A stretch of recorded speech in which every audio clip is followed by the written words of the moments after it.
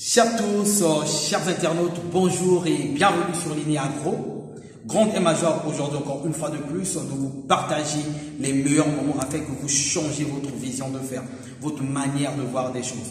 Mais aujourd'hui, je voulais un peu m'adresser aux chefs d'entreprise. Parce que la plupart des personnes, la plupart des chefs d'entreprise pleurent.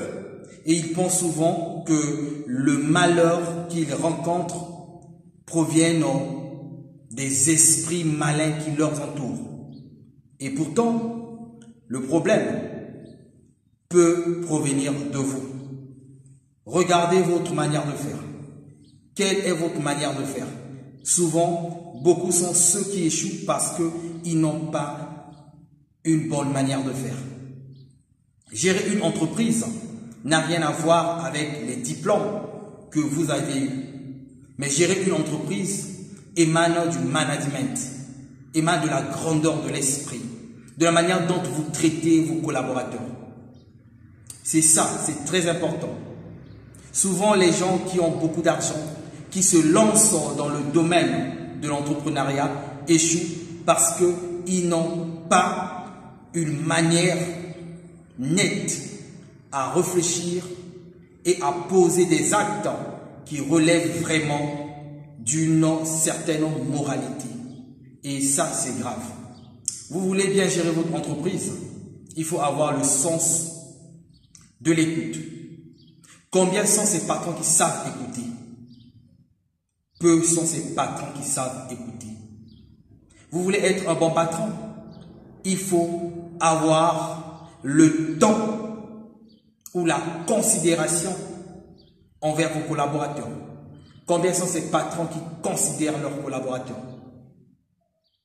Combien sont ces patrons qui font preuve d'une certaine considération envers leurs collaborateurs? Vous voulez être un bon patron, mais il faut savoir parler à ses collaborateurs. Mais combien sont ces patrons qui savent parler aux collaborateurs? Combien sont ces patrons qui chiffonnent leurs collaborateurs? Pensez-vous, en agissant de la sorte, vous pouvez réaliser le succès? Je dis carrément non. Car votre succès ne dépend pas uniquement de votre argent, mais dépend de votre équipe, de vos collaborateurs.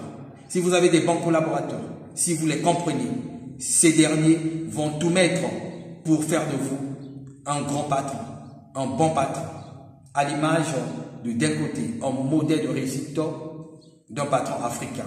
Mais ce monsieur a eu à réussir sans doute parce qu'il a eu à faire confiance envers ses collaborateurs. Si vous voulez aller loin, ayez également le sens du discernement. Il faut savoir discerner.